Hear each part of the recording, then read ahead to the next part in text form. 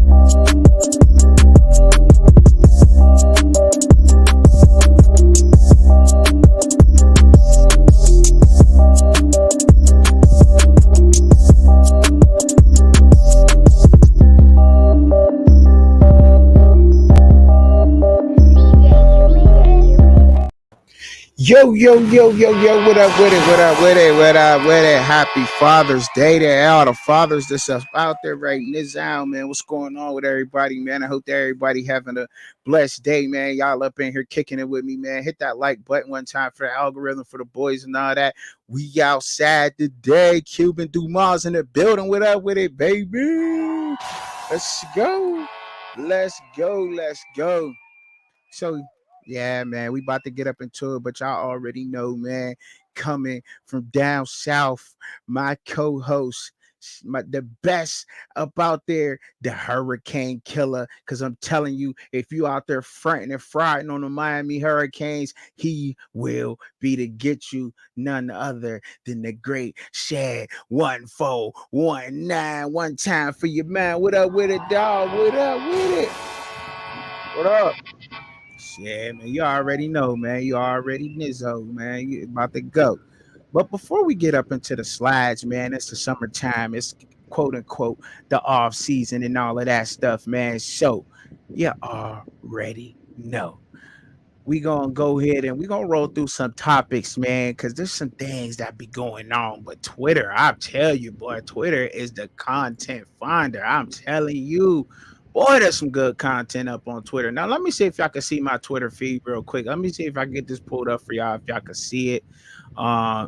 If y'all can see the Twitter feed, come over on YouTube if y'all, because I don't know if I see the Twitter comments or whatnot. Come over, come through, join the conversation. Let me get this tab pulled up, man. But how you doing, Shay? How you doing out there? Everybody want to know how you doing, man. What's up? Where you going?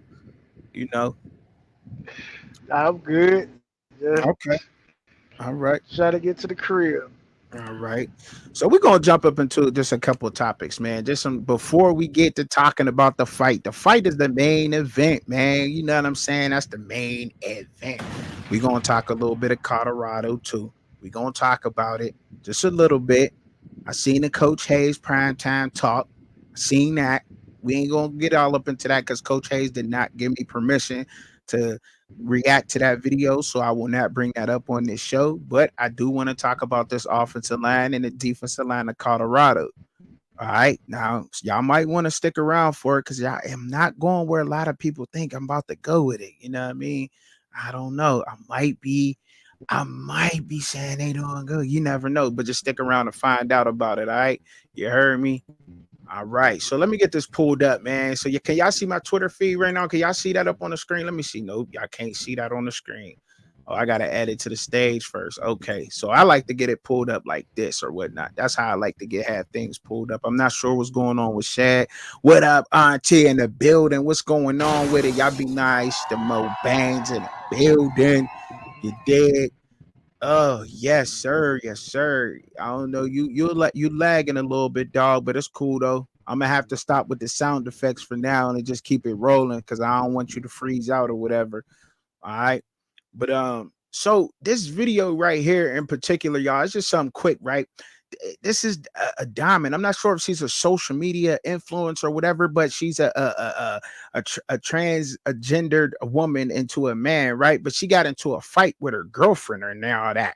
Now I know this is a sports show, but this is also the real. If you want the sports and the real, you come here, and that's for the people who've been following me for a while. You know that's been my motto. It's just not always been about sports when I first started this, but anyway. But it's the offseason, so we're gonna talk about it. I ain't got to get all into explaining what's already understood. You dig? So, you do that? Come on, just kill me. So you ready to die? I like that. Now she accept the consequences, and that's what I need. Hold on. Run that back. Come on, just kill me. So you ready to die?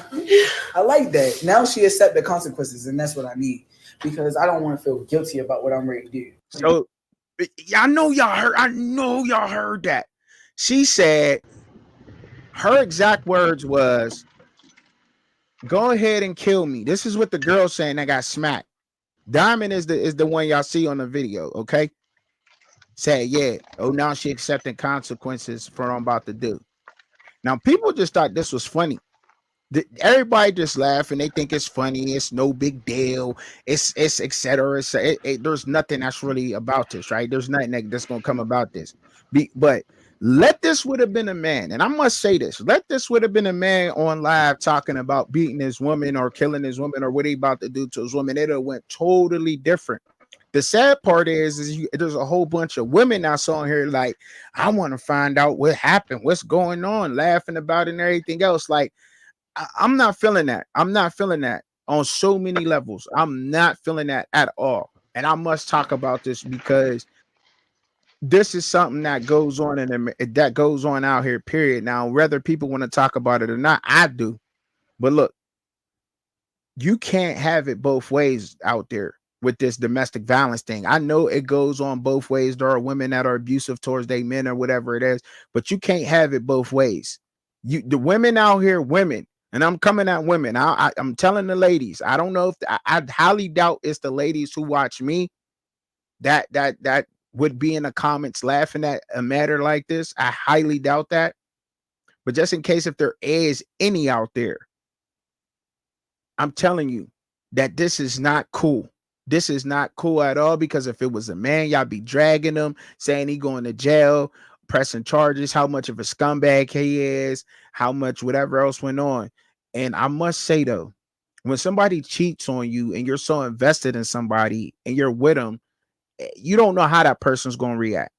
The worst kind of person to ever deal with is an emotional being. You don't know how a person's going to deal with that right then and there. It's easy for a lot of y'all 100,000naires and millionaires to say, oh yeah, we'll just go ahead. Yeah, because I could probably because anybody that come past your path just probably there for money. But when somebody's out here and they're a regular hardworking person, you know what I'm saying? And they're doing that, they're just working their jobs and taking care of their significant other and loving that person, and they're so much vested into them. It's different. It's different out here. There's levels to things. You know what I'm saying? And I like what you said too. Auntie. She said abuse isn't funny, regardless of who's the abuser and the victim are. And look, they was laughing in the comments about it. They thought it was hilarious. I don't know if I should share the comments or not, but I definitely should. I definitely should pull up the comments because it's funny. Now look on the right side of there. It's just kill me. It's crazy. People laughing at it. They think it's funny. Lil Meech out here tweaking. These are just the things that we gotta hear. This is freaky. This laughing out loud, laughing, women laughing, Like, come on, man. Like, this is like, yo, they're not even saying nothing about it. They're just look, they're not even saying nothing about it. It's just it's sad, man. It's sad. It's just sad that nobody's taking that serious at all. Everybody just think it's a joke, you know what I mean, or whatever. But let me get up into some other things, man. I don't want to bore y'all on this topic and stick around on this topic too long. Let me see what Shad had to say.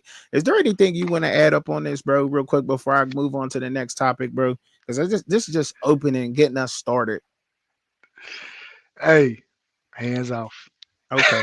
All right. All right. Hands off. Say no more. Say no more. But I'm going to speak on that because that was crazy to me.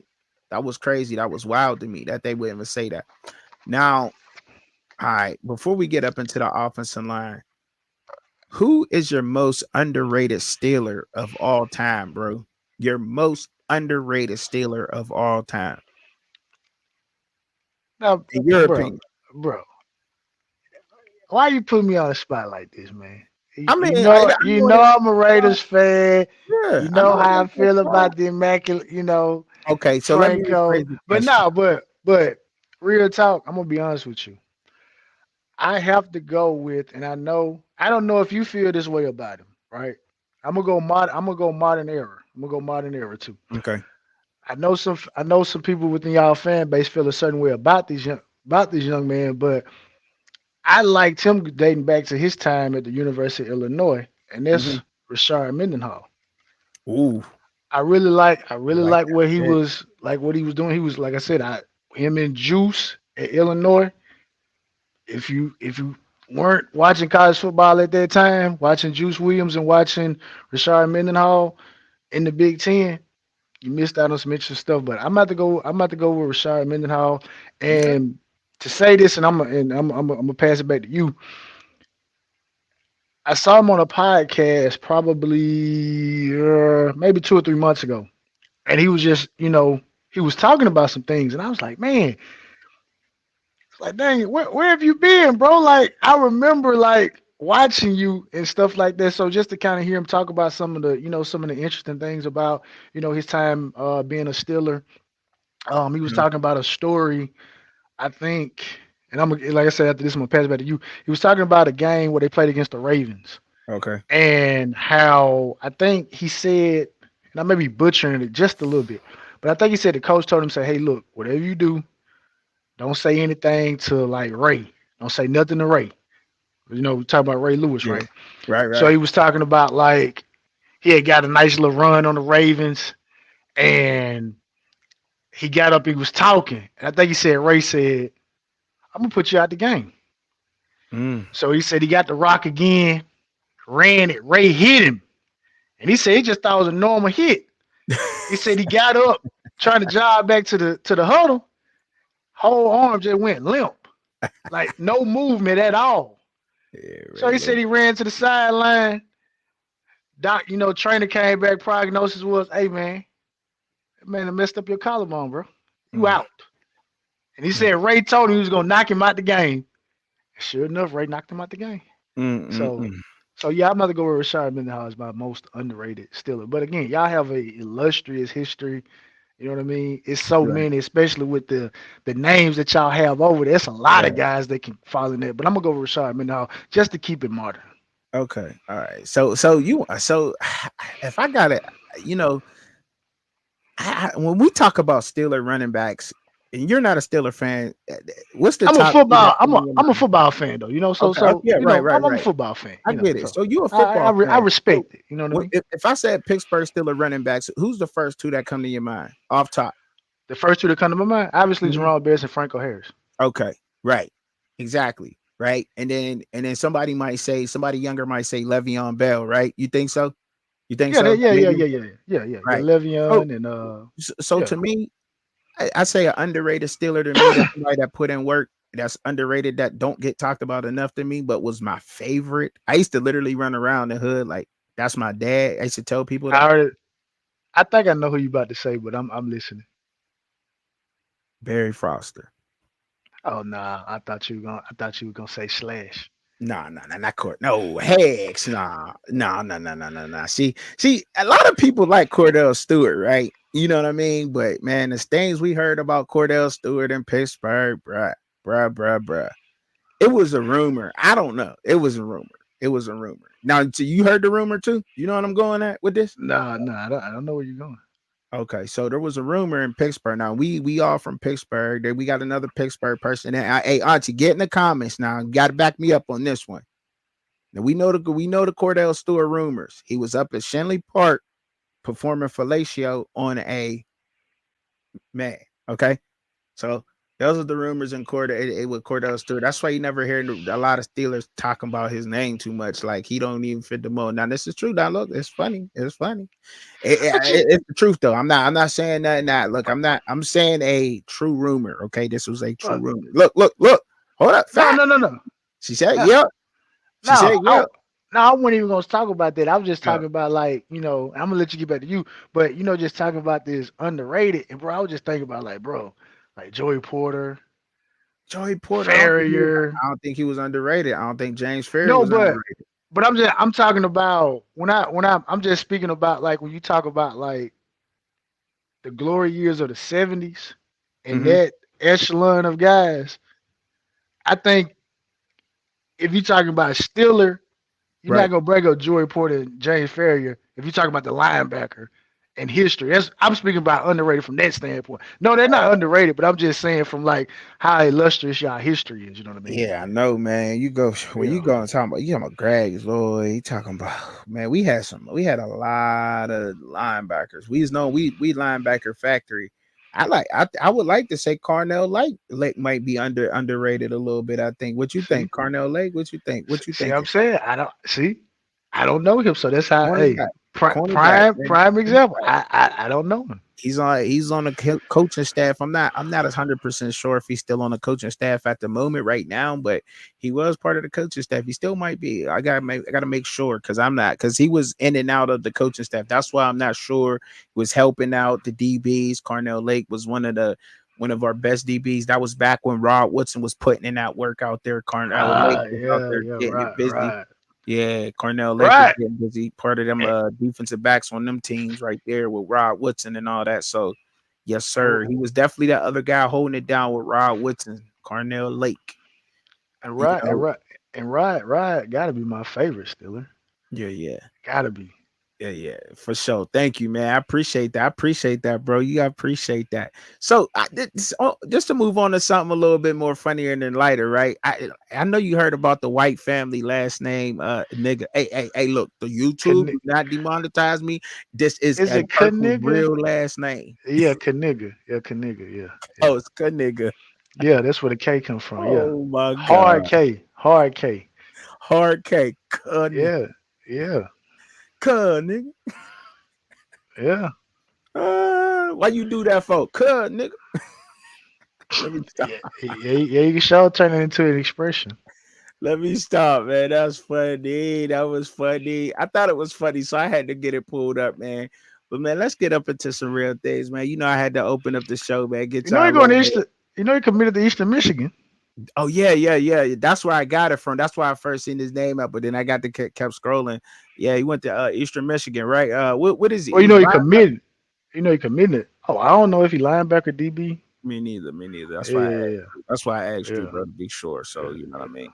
Okay, so Buffton Prime. Shout out to Buffton Prime and all them boys up there doing that work. Shout out to Devil True. Shout out to Coach Hayes too. So. Yeah, okay. Shout out to my dog Hayes. Yeah, shout out to Coach Hayes, man. He had a man. Did you get to catch that episode? Of course I did. I had to cut. Listen, I had to pop a couple Excedrin, but I got to the end of it. I had to get to it, bro. Hey, but you know what? I'm gonna say this right now. This is what I always say, right? Yeah. And I say this about people in general. Okay. Like I tell someone like I can't say I don't like you. I don't know you personally. Yeah. I just don't like your personality. Like what you display to me may be completely different than how you are in like naturally. So I always say I don't like people's personality. So I say to say this. I'm not gonna say that these people are crazy, wild. I'm just gonna say that's the They just off their rocker. that's what you're presenting to me. That's the personality that you're presenting to me. But I don't know you personally because personally, you could be a really cool guy. I'm like, all right, yeah, we rock out. But you just got that one little thing. So I'm not gonna judge any of these people, but I'm just gonna say, scary times out here, man. Scary, man. Scary. So a lot of nasty work out here, man. Oh, nasty work. Nasty. A lot of nasty work out here, bro. So I'm you know, and I'm watching South Coast. And so to be honest, so I'm going back and forth, right? And I'm trying to support the smaller channel. So I'm watching South Coast and Coach Hayes. I was watching it, you know what I'm saying, getting through it. But I had to play it back because I caught some things in there, right? So let's go all the way back to the beginning of the Coach Hayes crime talk. Okay. Now look, hold on. That's when I first got the headache at the beginning. Oh my goodness. So we didn't get all the way through it. I got the headache right there, and I like, God, I ain't even 5 minutes in. It is returning production, or is retaining players, meaning that I just want to ask you a question because you know about returning production, retaining. I already know you going, but I'm following. Okay. I already know you going, but I'm following. Let me see where you go to with this. Okay, so when you returning production, that's not retaining players. They didn't retain shit. Everybody left again this year, correct? Am I tripping? I think I saw that they had about 34 people leave. 41. 41. Okay. 41. Okay. They brought in 41. They lost 45. Oh, my bad. My bad. That was Miami had 34. You right. Yeah. Bad. Okay. Right. Yeah. And look. In all fairness, Colorado is not the only school who's losing. Of course not. They're not. Of course not. Yeah. Of course not. Yeah. But we don't want people to people get sensitive and say, oh well, y'all talk about us and we other schools. I mean yeah. Right. Hey, everybody in the same boat. What up, Bearstone Light Body? What up? What it do, fella? What it do? So in the beginning of that, I'm like, yo, he's like, Colorado's on the top list for retaining players. Like, no, y'all can't be. Like, that's not true. It's not possible. That's not true, buddy. I mean, he's standing on that though. I'm like, that's not true. You're not number and correct me if I'm wrong, right? So you're returning production means what does the definition of production, correct? I don't need to pull that up. Production, we know what production is, correct? No, but you know what? To shoot some bail. Just a little bail over there. Okay. You may interpret production from a previous place and try to insert it over here. But that's not how it's calculated. It's calculated based on what you did at said institution, not where you're transferring from. That doesn't, it's like, how in college you say, do these credits transfer? No, these credits do not transfer. Right. Okay. Right. Let's make that clear. Yeah, I got that, right? So the production that a wide receiver such as LeJohntay Wester going to Colorado, his production for FAU stays at FAU. Yeah. Zero production at Colorado. Zero production. So the returning production to Colorado being at 71% is so based off and on the fact that they returned Shador, Travis, and Jimmy Hunter. Yeah. That is their production. That was pretty much their offense last year. And they got Omarion Miller too, right? Mario Miller come back. He had a couple of plays too. So that's where the returning production number comes in at. Am I wrong? Correct me when I'm wrong. You throw Shiloh in there, a couple guys. But yeah. Okay, so that's why the returning production is so high. And I'm just saying this for people who, I'm not really trying to pick on nobody, right? It was funny though, but I'm just saying that's where the returning production number comes from. It's not. But you know what? It's just like this, right? Go ahead. I always got to find a way to insert Miami fans into this, right? Okay. The graphic of we played this many. See, it's about context. Like, okay, well, Miami had this many freshman snaps. Mm-hmm. Well, it was 2,700 snaps. I did the math. Out of 2,700, about 5 guys made up 2,400 of those particular snaps. Right. Now, the other 300 snaps were solely special teams. Exactly. So if you're on every special, if you're on kickoff, say you're on kick return, say you're on punt and punt return, those 4 units, every time that you're on the field and go down there for either returning or going down there to make a tackle, that's considered a snap. So if you're kicking the ball off, if say you punt the ball 7 times, Hmm. that's 7 snaps. Right. So you multiply that over 10 games, that's 70 snaps. And all you did Just punch was the ball. run down the field on punt. Right. You see how quickly they can add up. But again, I have to realize that who I'm dealing with in these conversations. Not Right. pertaining to you, but back to you though. No. You on point with it, bro. You on point, and that's all I'm going. And that's all I'm saying with this is like you gotta be sure. You gotta watch that because you know how people get in these arguments and they go ahead and they move on. Now when I was in what you call those on Twitter, the spaces. When I was in spaces with Delvin Truth, I did say that the line had been significantly better than last year's line to me. Now look, I was tripping. I gotta retract. I don't know. I was tripping. I was flustered. There's 20 other dudes. I'm like, I'm like, all right. When I got to looking at this, right now, listen, you really get to looking at Colorado's offensive line. And I'm trying to be honest, and y'all know I like Colorado, regardless what everybody want to think, just because I'm critical of them, and I'm going to tell it like you're real. And no, when I don't like something, I'm going hard at it. Period. Point blank. I'm not in between. There is no gray area with Truck and Chubby when there's something I don't like. I just go full fledged in, and then Shay got to tell me, bro, really back in, you going too hard, chill out, whatever else might go on. But I'm going all the way in. There ain't no in between with me when I'm talking about these things, right? So I get to looking at the line, and I'm like, dang, there's really not that big of a difference when you really get to looking at it. And you really get to pointing out the players and where they coming from. You like, dang, but it's still better than last year's. I must say it's still better than last year's. It is. It just is to me. It just is the players are better than last year. I will give it that. To say significantly better, I know it's not significantly better than last year's. It's not, but it is better than last year's line.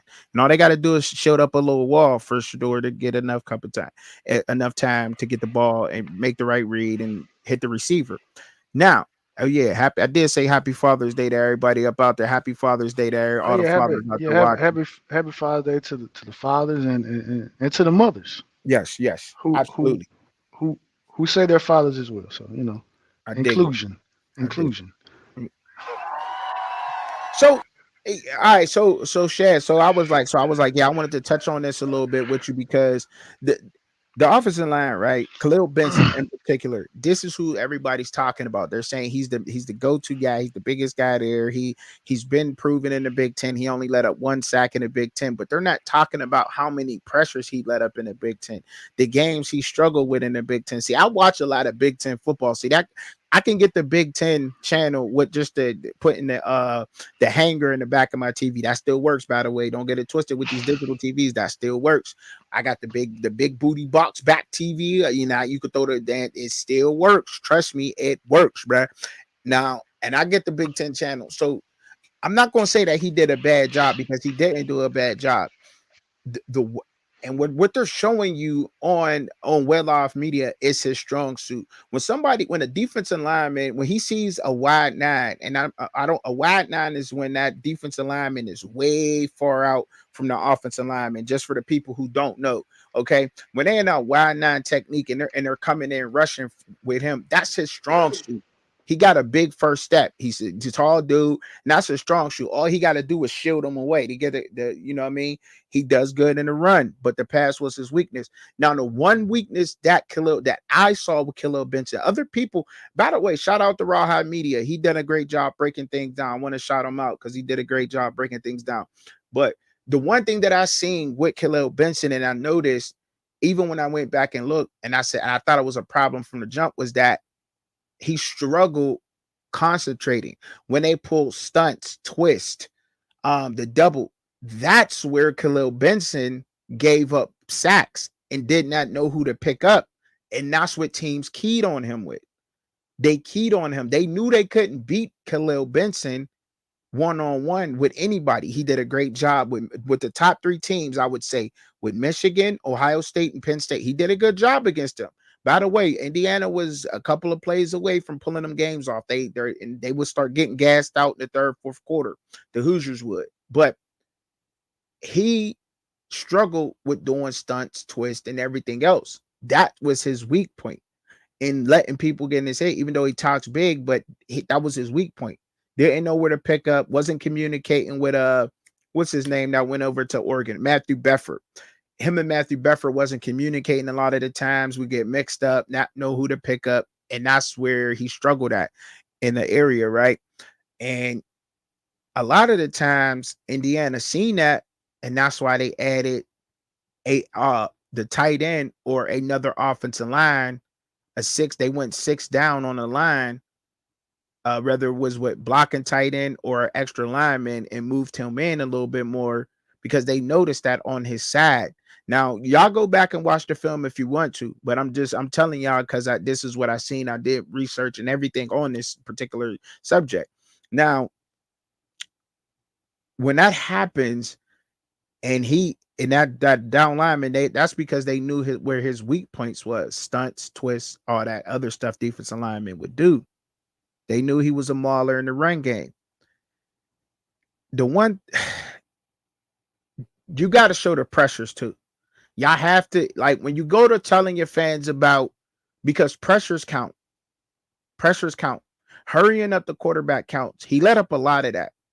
And against some teams who you think that he would not have let up against. You know what I mean? Like, okay, so Akron. They only beat Akron. Let me see. I got it. I had it written down somewhere. Let me they beat Akron. What was it? 29-27. Struggle. They should have skunked Akron, but they didn't.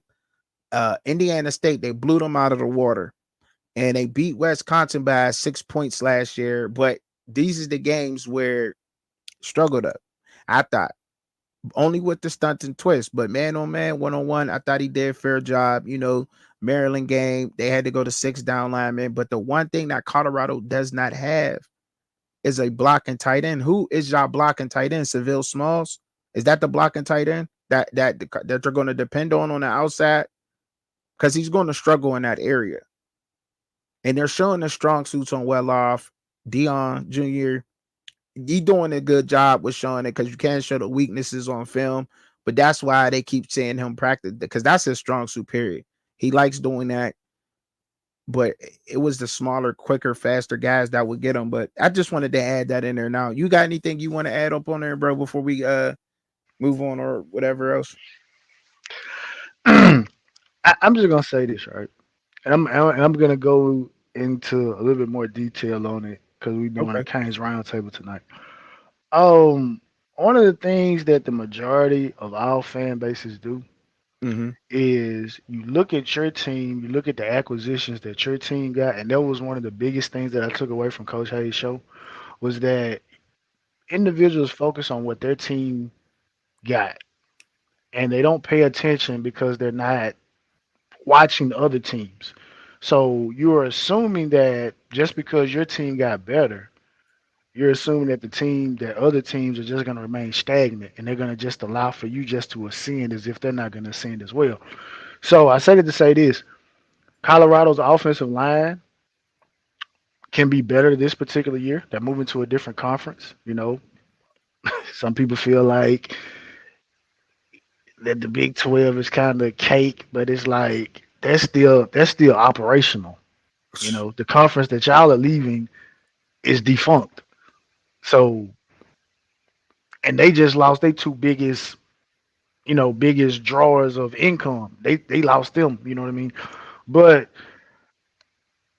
it's gonna be interesting, you know. It is. They had was a lack of offensive line, because obviously if you are able to keep Shedeur up, but I will say this: keeping him up, you have to keep him up. Yeah. But his firing time has to improve, because every what he was sacked 50 plus times last year. Every one of those 50 sacks were not just due to inept offensive line. Some of that Mm-hmm. was just on him and his head coach, also his father, try to Yeah. take some of the blame off of him and just basically say, hey, look, either somebody ran the wrong route or you didn't get open. So, They just but didn't know the assignments, man. It was a very I don't know why the offense seemed so complex to these guys last year. Do you think that they did not have enough time under a Sean Lewis offense to really grasp that with all the new people that came in and everything else? Like I just wanted to ask you that question because we've seen Sean Lewis's offense be you know, very effective on the field. And for some reason, it didn't work last year in Colorado. well, I'll say this, right? We watched the past 2 years, right? Right, And in a Josh Gaddis and a Garrett Riley, right, the previous two Burroughs Award winners, both of them offensive coordinators. They go to a stop and the offense doesn't work. Now whether that's personnel, whether that's TOT time on task, like you say, confusion, whatever the situation is, but usually it's usually that second year where right. things kind of go in the right direction if you are again 71% of the production is returning. So obviously maybe if they would have had Sean Lewis going into this particular year, I would have expected the offense to look a lot better. Obviously some people are under the again, I'm loose. I'm watching Colorado from Mississippi, right? Right. The only time this comes across is when you bring it up, or I just happen to check out Coach Hay show.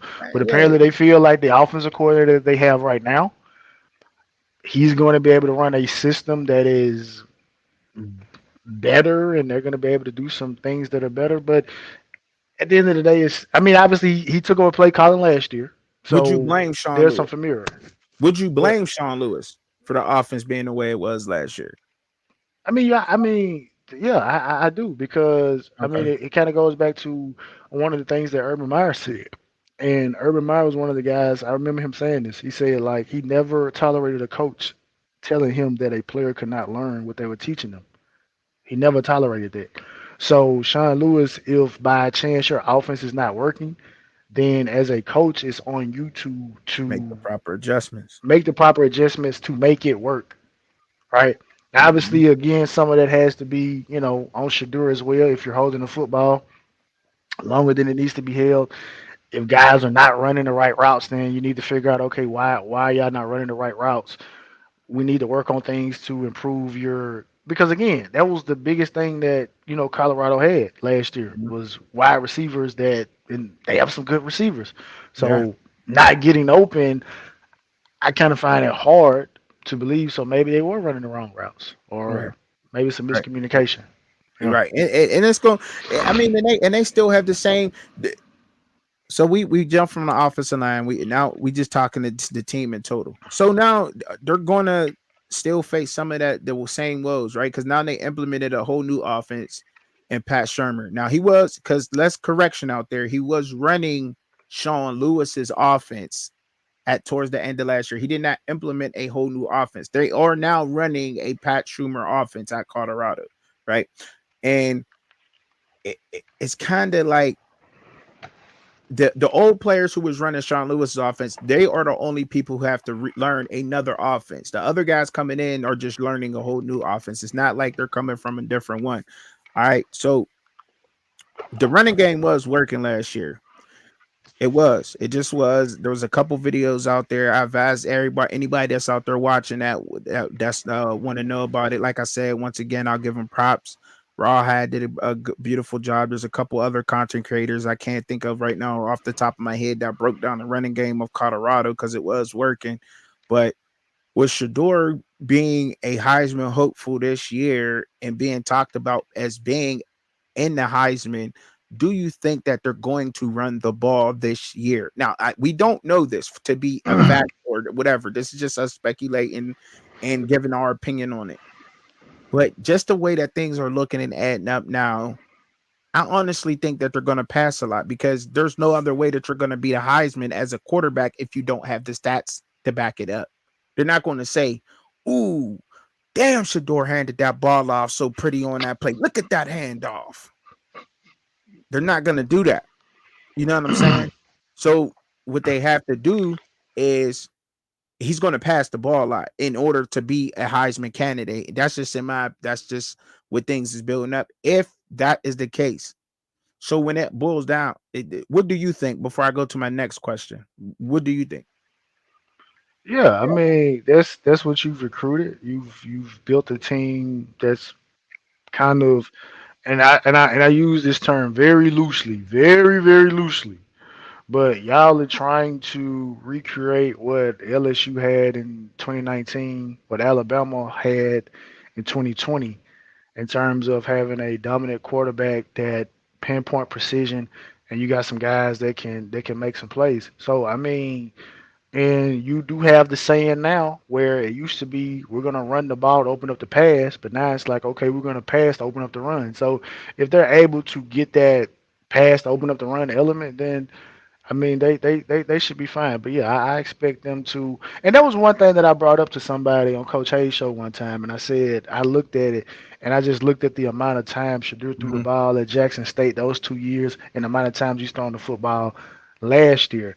And I just stopped and I said, man, I know athletes are better, but you do have like baseball where you got quarterbacks, not quarterbacks, but pitchers A that are pitch count. throwing the ball so much Mhm. and to the point that they have to, they're having surgery, Tommy John surgery at young ages. So I'm just looking at like Shadur has thrown the football. I'm sure if you look at like collectively over his 3 years, I'm sure the Shadur ranks right up there at the top in terms of guys that have thrown the football the absolute most. Mhm. So, and I mean, maybe they're not throwing it as much in practice. Maybe he gets a rest in practice, but they are going to have to hopefully get that balance of the run, open up the pass because you can't have the guy throwing the ball 48 times a game for over a 12 game schedule. Like that's absurd. Right. The personnel that like great said, bro. Right, you said that wonderful, beautifully. And Colorado likes to run a lot of. I never really seen them do 12 personnel. They don't have the tight ends to go into 12 personnel. They don't have him. I mean, right now, as of right now, y'all don't have them on the books. I don't know what's going to happen. Maybe y'all do got 12 personnel, but 11 personnel is mainly what Colorado's going to run. Single back, one tight end, three wide receivers, right? And that's more like a Pat Schumer, or would you say Pat Schumer, he likes what, 21? Do he like 21 personnel, two backs, one tight end? I don't know. It's Pat Schumer, but we know he likes play action. He likes to run the ball. He goes off play action. So we'll say 11 personnel. Well, just And for then another thing too, like you said, when you got a quarterback like Shador, the thing that obviously Dion knows these things, right? mhm, And your quarterback needs to be able to have full command of the offense because that's going to bode well for teams that are drafting and say, okay, well, he had full control of this offense. And usually mhm, those guys are successful early in their NFL careers because they understood the entire offense. And that was one of the things that, again, I watched Shadur at Jackson State, and that was the first thing that popped off. I said, look, he looks like he has full command of this offense. So Pat Shermer may want to run as obviously people love to hope things are going to happen, but at the end of the day, it's going to boil down to what Shadur as the quarterback, what he wants for the team. So mhm. so that's why I got to say In about my that. opinion, he's already going to be get drafted at quarterback. Um, I think that Colorado, me personally, I think that they could do great things. I got them at 6-6. I'm standing on that. I'm not going ceiling on floor. I'm going 6-6. They do better. I'm happier. Not, you know what I mean? My hoops they get high. Got them at 6-6. I do think that they could win a lot more games than that. But what's more important? This is what it is to me, and I'm gonna say it just like this: is a Heisman more important than winning? Which one is more important to Colorado? And I'm saying that in closing: is it Heisman or winning? Because y'all can win and y'all can have a Heisman. You can have a Heisman at 5-7, 6-6, or you could win more games with having the run game implemented. So it's up to him with doing that, and I think he proves his leadership by taking the ball and putting it in and trusting his backs. I think that's what the leadership is. What more NFL? There's some NFL scouts out there that want to see that more in him, especially with all the way that they try to paint the narrative in the media and everything out there upon him. So I think that is going to help him get to the next level. You know, the JJ McCarthy type style, you know, hand the ball off if needed to. If you're running the ball and you get it 4 or 5 yards a clip, that's a good run. Shit, 3 yards to me is good. Shit, you run the ball 3 times, get 3 yards. I mean, that's 9 yards. You got one more. I'm just saying. I don't know. I'm just saying. That's just me. I'm not no professional coach. I'm not a coach, so that's just me and my opinion on what I'm saying. But that's what I say in closing. Heisman or win for Colorado? Which one y'all want, man? All right. So can we moving on now? We moving on. We's on that. That's all I had to say on that, man. So one more. Let's get into one more little topic before we get to going. Right. I know you seen that big old contract that Trevor Lawrence got. Trevor Lawrence just broke the bank, dog. He broke the bank. I'm telling you, bro, $275 million extension, 5 years, 275. Man, the man just got paid, dog. He got paid. What you thinking upon that, man? You know, I saw somebody today when you brought that up. I saw it on Twitter, and someone said it, and I may have to agree with them. And they said that, look, Shad Khan just paid Trevor Lawrence for what he did at Clemson. Mm. He's not being paid for what he's done at the NFL level. Oh. So, I mean, I don't know what to make of it. I mean, that's the market. So I mean, he had to get paid. He had to. Right. So that, I mean, that's a non-negotiable. But I mean, did they make the playoffs last year, or they were one game away? It was a game away last year. Yeah, it was a game away. So I mean, you got Peterson there, you know, who has a Super Bowl under his belt. So you may feel like the chemistry between him and Peterson is to a point that you will be able to unlock that level of what Trevor Lawrence can actually do from a potential standpoint. So, but as of now, I mean, that statement that's a true statement. You're paying him for what he did at Clemson, because you can't say you're paying for potential because you've seen what he's done up to this particular time, and those numbers are not numbers that warrant that type of money. I mean, this is not like Joe Burrow's second year team goes to the Super Bowl, right? Mm-hmm. You know, so y'all haven't been to the playoffs. Now, obviously, we can't say that first year, you know, under Urban Meyer was a catastrophe, probably setting back in some of the development. Yeah, you can't say that, but I mean, I don't know. I mean, he has a great story. Like, literally, you have a guy that they spoke about had not lost a football game, period, throughout high school, goes to college, didn't, maybe lost one game or something like that. Like that game they lost to Ohio State. I mean, I think maybe that was the only one game that he's like ever lost. So I mean, he has a great story, but I mean, he's a franchise quarterback, so you have to pay him franchise quarterback money, whether or not he has actually shown that he's worth it. Okay. All right. I could dig it, bro. I could dig it. I feel you on that one. So I mean, look, in all, with me, I feel like it's the market, right? And we can't dictate. And I don't really want to talk about, you know, we talk about it because it's a trending thing, and that's what we do. We give our opinion on it. Just two dudes talking sports, giving the fans perspective sometime. All right.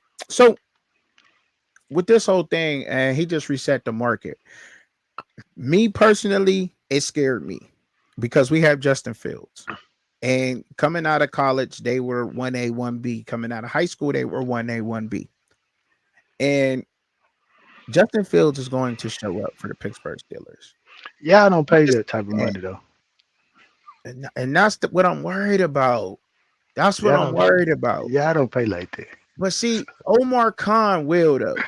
See, Omar Khan will. See, our last GM, there was a problem with there was a problem with him. And him and Mike Tomlin really didn't see eye to eye. But see, we the way that Pittsburgh roll is we just like to keep things like that out of the media, but they really wasn't seeing eye to eye. You know what I mean? Him and Omar Khan has a way better relationship, and they understand what's going on. Omar Khan is getting him his guys that he wants. They just gave Mike Tomlin a 3-year extension. Shout out to Mike Tomlin for that, because I kept telling everybody, if Mike Tomlin is not there coaching my Steelers, that our Steelers is just an average football team. Everybody wants to play for Mike Tomlin, who's in the NFL. If it's not somebody like Andy Reid, if it ain't Andy Reid, it's Mike Tomlin. If I can ask players right now, just random 50 players in the NFL right now, who would they want to play for if they could play? They'd probably say Mike Tomlin or Andy Reid, one or the other. Because Andy Reid's he wins. He's a masterful, and because Mike Tomlin just knows how to relate to the players. He knows how to get the best out of average guys. Period. And that's what scares me. That's the only thing that scared me with that. When I seen it, I said, man, I don't know what we gonna do. But I'm gonna move on from that one though. I like what you said about that, so I'm gonna let Joe stick up on that. But I do want to mention this. So your boy Terrence Shannon Jr. beat the charges. Congratulations. There was a woman who had falsely accused him of the R word.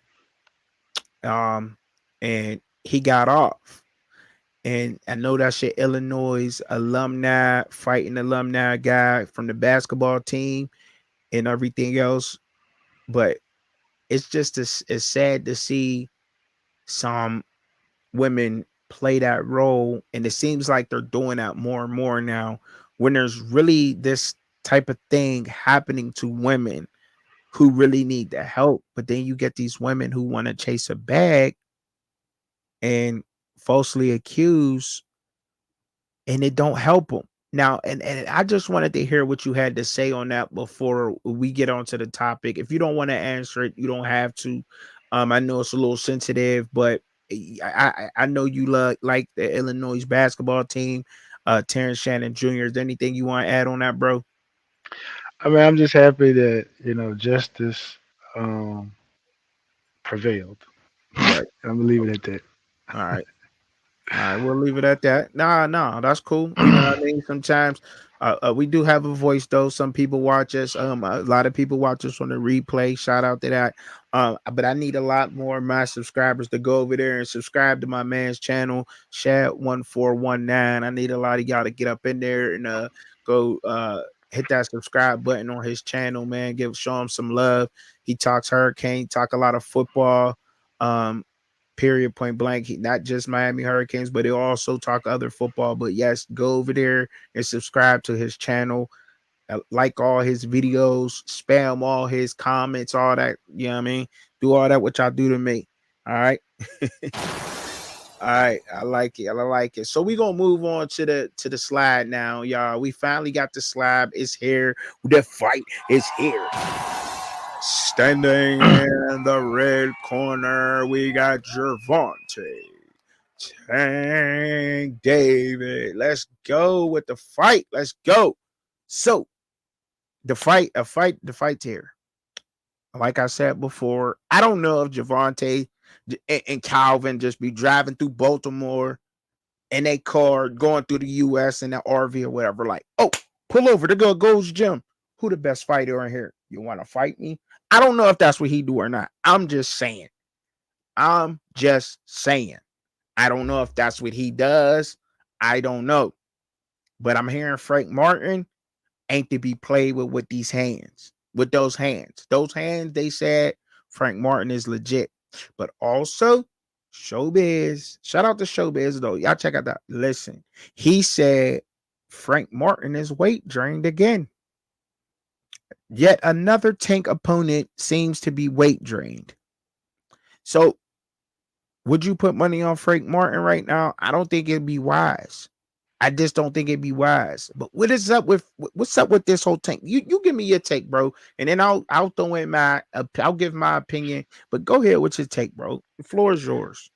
Hey, I mean, this is what I'm gonna say about this, right? About the whole weight drain situation. I'm not gonna feel sorry for a fighter if you say that if the excuse is that, oh well, he's weight drained. You chose to campaign in that weight class. That's what you do. And you understand that I'm going to drain myself to make weight, bulk back up so I can have an advantage at a lower weight class, because you go up in weight, those punches they hurt a little bit more. They sting a little bit more. So if I can stay down here where I feel like I have an advantage, I'm gonna do that. So I don't want to hear about Frank Martin being quote unquote weight drained. You chose the campaign at 135 pounds. Nothing is stopping you from going to 140 pounds and fighting the likes of T.O., fighting the likes of Regis Prograis, Sabril Matias. Nothing is stopping you from going up there. So I don't want to hear anybody say anything about you being weight drained, bro. You chose to stay at 135, or you choosing to campaign at 135. I mean, it is what it is. Right. It is what it is, bro. Start fighting in your white class. Start fighting in your natural white weight class, bro. See, and we talk about this generation being soft, but whose fault is that? It's our fault. It is our fault as parents, as older cousins, as older relatives. It is our fault that this generation underneath us is soft, because we had that cake and want to eat attitude. When they seen the way we reacted to things, they seen what we did. It is our fault. The generations are getting softer. And look, they may not be soft. They may not be soft, right? They may not be. It could just be, you know what I mean? We don't understand, because this is what all the old heads say. This music y'all listen to nowadays. They were saying the same thing when Elvis and them was doing the twist. The twist was the music y'all listen to. It was all that. You know what I'm saying? This is every generation. But I must say that things have changed in such a drastic way. We're to the point where we cannot chastise our children without being criticized for that. The things that they're putting in our children's face. I have no problem with the way that you want to live your life and your lifestyle choices, but that does not mean that you have to subject my child to that, to the point where I have to tell my 10-year-old daughter I will chaperone a date with you and another young man, because there's just ideologies I support in my household to where you might not yours, but that what you do is just fine. That does not mean we can't get along. But what am I just going all this to say about the way people do not want to get hit? To give a punch, you gotta be able to take a punch. Believe that. I am short. I am stubby. I've been this way my whole entire life. I've been this way my whole entire life. 5'5", 230 pounds. I am solid. All of it ain't fat. And I got big sausage fingers, and I got a right hand, and I don't box. But I done knocked some big boys the heck out. And yes, believe it, I could take some punches. I done been hit by this dude that was 300 pounds. Boy, it felt like an anvil fell on my head. But I ain't fall. But I took that punch. And at the end of that rumble, big dude looked at me and said, man, you got heart. And at the end of the day, you a professional fighter. That's all it takes. Go to your weight class. Thank you, Chad, for saying that. Thank you, bro. For real. Thank you for saying that. Fight your weight class. You want to try to drain your weight down so you can go and try to fight a Gervonta Davis or that, man, let them people fight in a weight class. But one thing I will say, though, that Tank does have to go after some bigger names, though, bro. He do got to start fighting some other stars. Now, if he want to retire, go ahead and retire, walk in the sunset. It's all about getting your money. You got your money. But you going to just keep pulling up at the Gold's Gyms and fighting anybody that's out there in the gym, just pulling up to the nearest boxing gym. You know what I mean? You want to go to Dojo's boxing gym and just be like, who the best fighter here? Oh, you at 135? Okay, I'll take him. Like, you just taking anybody out here, bro. But they're gonna be able to do that if us as the fans keep supporting this ish, man. Like, you know what I mean? Like, especially casual fans. You know what I mean? I can say if you're a true boxing fan and you understand the weight classes and how people fight and everything else, and you, the ins and out of boxing, if you understand all of that. But when you got casuals trying to support this stuff, like, man, people got to stop doing that. But I guess you could sell anything to anybody as long as you could talk good. You can get it up out of them nowadays. But I don't know, man. I said a lot there, man. I got to slow down a little bit. I said a lot there.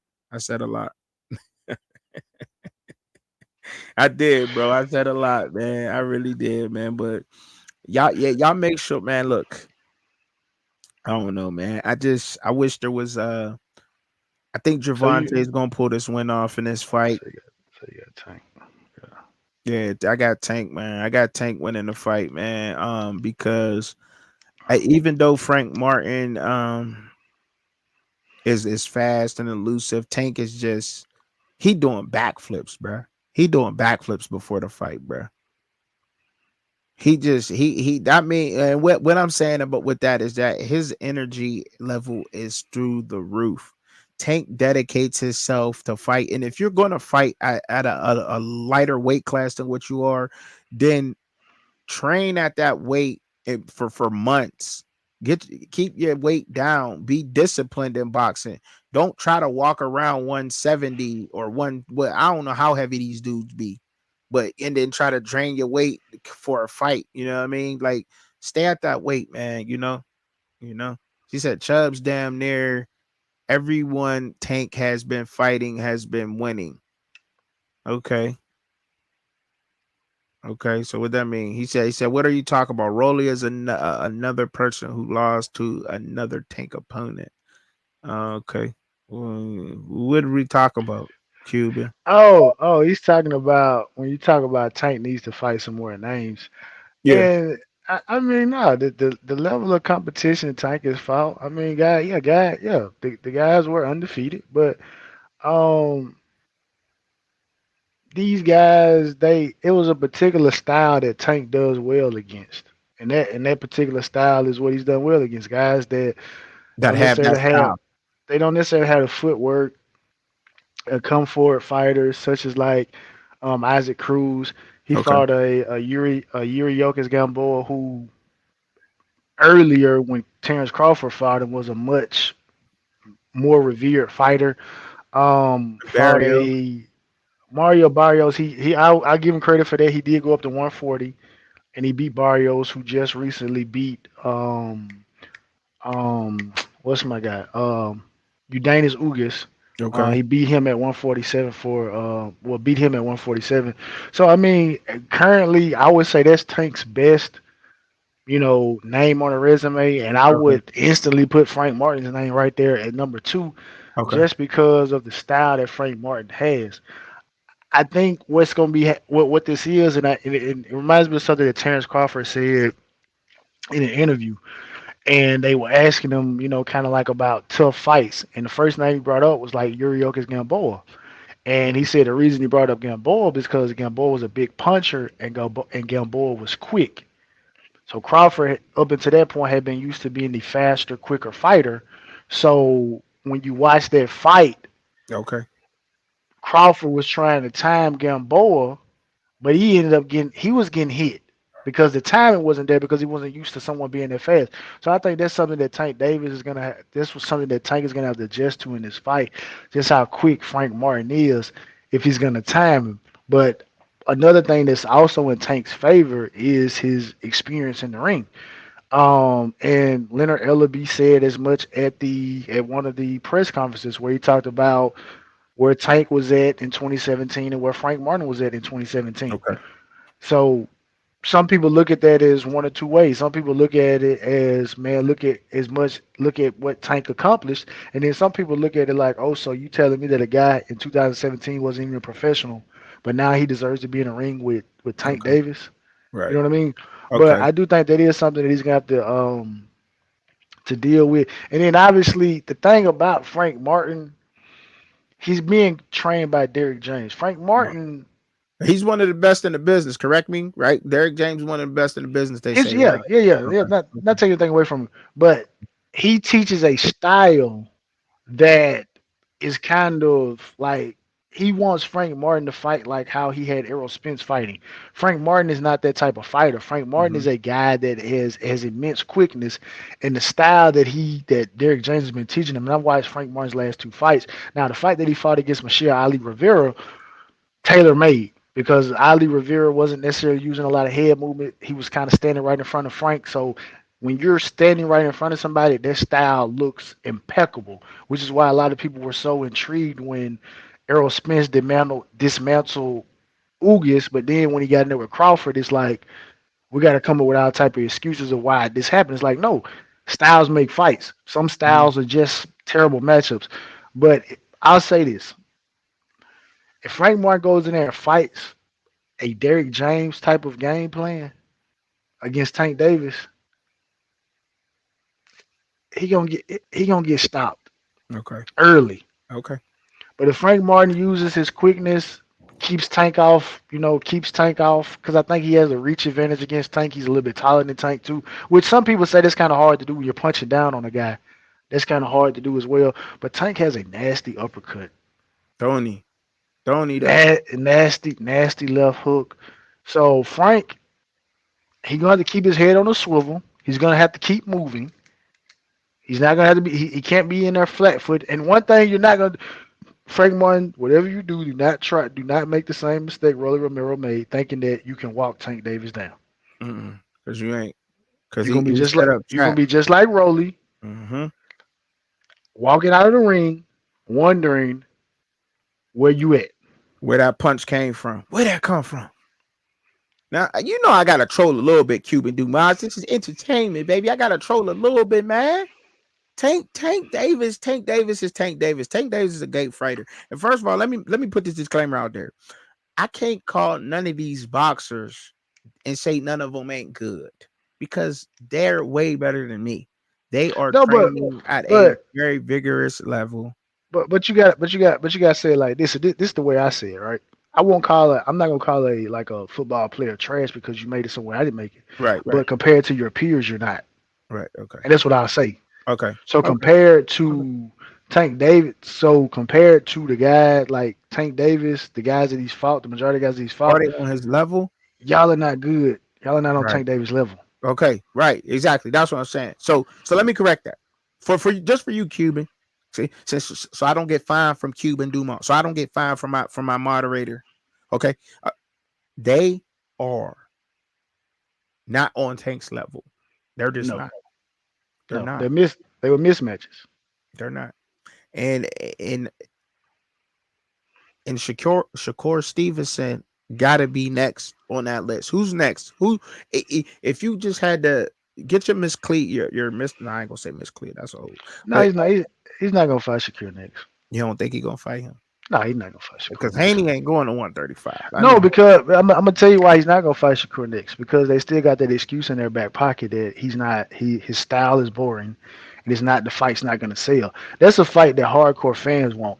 That fight, in order for it to make sense to Gervonta Davis, is either one or two things got to happen. He has to get in excess of, in my opinion, maybe 80, 90% of the overall purse, or Shakur Stevenson has to go out there. And his first fight at 135, I thought was very impressive. What Shakur Stevenson had, very, very impressive. Showed some power, all that stuff. But then he gets in there with I I can't remember the guy's name, For but sure. you're running around the ring. But I mean, he was a good fighter as well. So you really need to rematch that guy and show that you said that you were injured in the fight, or go out there and beat him. Right. Don't just sit there Mhm. and throw 4 or 5 punches and run around the ring. Like, actually show Fight. us that. Yeah, Fight. show us that how you can stand right in front of him and make him meet Edward De Los Santos. That's his name. Mm-hmm. Go fight Edward De Los Santos again and put on a more convincing performance. And then you can probably get to it. But no, I don't see Tank Davis fighting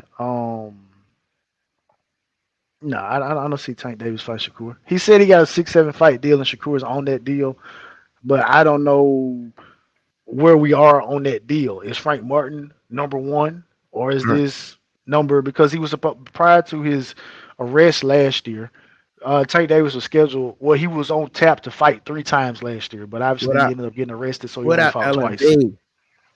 I don't mean to cut you, bro. I don't mean to cut you. No, I But was yeah, I finished. get it. I get it. I get it. If Tank is going to do Tank, and yes, of course, I would say that Haney was on his line. I still think that Haney. I just don't think Haney's going to fight at 135. That's not going to No, happen. no, no, And no. Javante ain't going to move up to Haney's weight. Javante's not going to move up to Haney's weight. We know that. Tank don't need to move up. Let me clarify. Tank needs to stay right where Tank is at. He's a natural pound for pound 135 fighter. He's very good at that weight. I'm just saying, like, can we get some names that more people that the casual boxing fan knows about? People who don't really watch boxing just watch it because all the fellas is getting together watching the pay-per-view and all that, and they don't know who dude is. That's all I'm saying. That's all I'm saying. That's all I'm saying. So But I mean, it's a big. It's a big. Like I said, it's a big step for Frank Haney Martin. need to need to move But up. I think Haney need to move up in weight. What you think? nah, if he can't, nah. I don't know, man. That Nah, Garcia, 140, 147. They punching up there. are they punching? They punching up there. I don't know. They punching at 40. Even though his body says he needs to go to 47, maybe even 54, but they doing some punching up there, man. Man, listen, man. They doing some punching. He did, up there, man. but that's still my dog. Haney got dropped, got dragged by Garcia, but that's still my guy, man. I still like Devin Haney. I'm gonna tell you one. I'm gonna tell you like this, right? They punching so good at 47 that there's some guys who've been at 40 that have opted to stay at 40. Josh Taylor, who was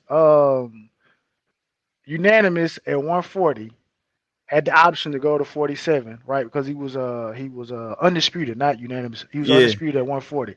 Obviously, the WBO title gives you the right that, hey, look, if you go ahead, he had the opportunity to fight Terrence Crawford at 147. He opted not to do it. And Josh Taylor's a big 140. All right. Well, that's it. Same thing.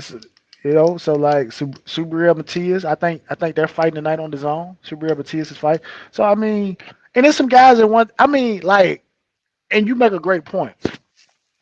There are some guys at 135 to where Tank doesn't have to go to 140. Like a guy that I love, Keyshawn Davis, who fights out of that Bud Crawford camp. I love him. I really like win, lose, or draw for Frank Martin. That's what I want Frank Martin to get in with next, right? So I mean, it's some heat at 135. You still got Gary Russell Jr. Like it's some heat at 135, but like you say, from a casual perspective, we don't necessarily know these names because in reality, you know Tank Davis, he's at 135. You know a couple of fighters at 140. You knew some guys at 47, but those guys are phased out, like the Keith Thurmans, the Danny Garcias, Bud, Errol. You know those guys going up to 54, right. And then you jump all the way from 47.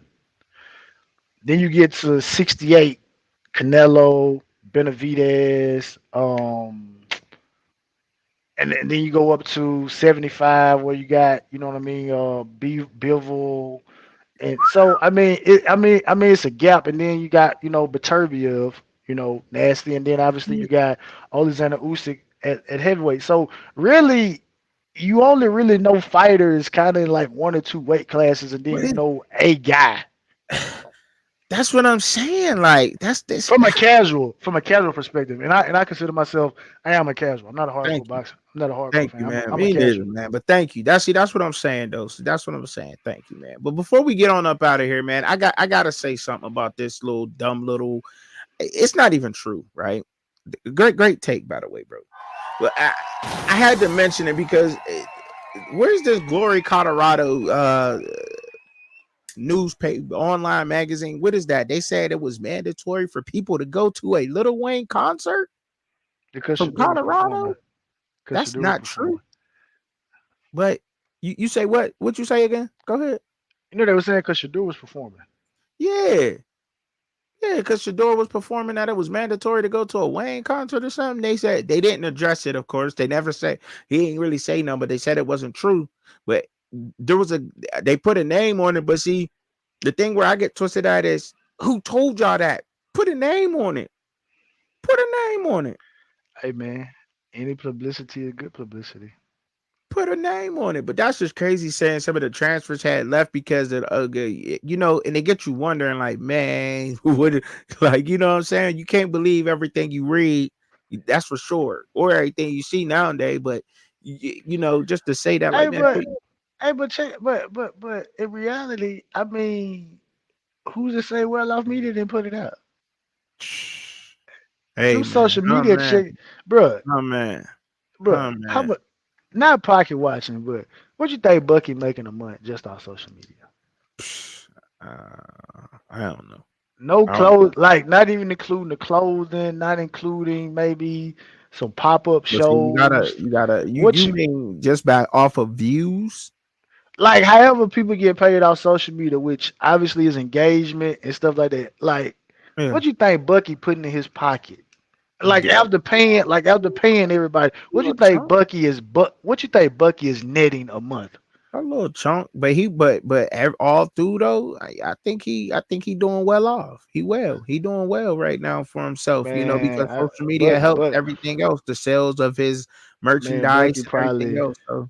Man, Bucky probably. I'm talking about after taxes, everything. Man, I wouldn't be surprised Bucky putting $250, $275 in his pocket, Easy, huh? After paying everybody, paying taxes, just off of social, because like, bro, this is like we talking about it, national media talking about it, people who are not even sports fans are talking about it. So I mean, it's like, why not? Why not put out something fake like that? Why not? Right. Exactly. You're right about it. You are absolutely right about that, bro. Why not? I don't know. Because you gotta troll. You gotta troll. They ask me. Why you act like that? I was like, because I gotta be the villain. Everybody can't be like somebody gotta be the villain in the story. Ain't that the truth? Somebody. Y'all troll me, I'ma troll y'all. You know what I'm saying? So it is what it is.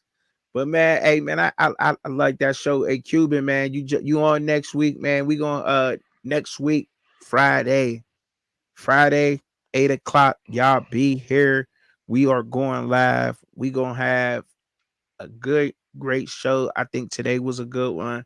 I like the topics we got into, even though you ain't touch on a lot of them. But it's all good though. It's all good. It's all good. You know what I mean? Because everybody can't be but you know what? I'm gonna tell you something. I'm gonna tell you something, right? For real. I used to do a podcast, like a podcast. It was called the Paradigm 132 Podcast. Okay. It's still episodes up though. It's on all streaming services. So that's the different side of Shad over there. Okay. I like that. I address the type of stuff over there. So well, maybe you should invite me on that because I got a podcast too. So it's picking. And it's kind of weird. I mean, like I say, I like to try to keep it. We're gonna talk sport because what I do. I'm gonna tell you. I'm gonna tell you this is what it is though. This is what it is. If you say we talking sports, then the whole day before the show, like literally, when I got off work this morning at 5. Like I go in I get like 5 p.m. I'm at work. So from 5 p.m. to 5 a.m. when I'm not actually doing my job, I'm thinking about, okay, this is what we're talking about, like on the show. And then like if I got a Canes round table, I'm like, all right, so these are the points I'm gonna talk about. So my mind is like on sports. But if you tell me like, oh well, bro, we're gonna talk about some social issues, like you hit me with the situation about Trump last week, I'm like, my mind went on that. You know what I'm saying? But if you let me know beforehand, okay, bro, we can talk about this. we can talk about it. But like I said, I have to I have to know because that's kind of what I am. I throw figure. myself into what it is that we're talking about. You know what I'm saying? You know what I mean? I really don't even be on the I just be like, I just want you, you know what I mean? What you think about it real quick? Just something, you know what I mean? Just one of them fire starters. But Ain't really that research. But yeah, that's what I'm We saying. can get into it, you know what I mean? That's what I'm saying. Because just like again, another prime example. You know, we were talking about the Negro Leagues, right? Yeah. We can talk about that. But like I said, I came from it like, all right, we talking about the sports aspect, right? So, like when I get in that zone over there, we can get over there and do that. Ain't no problem.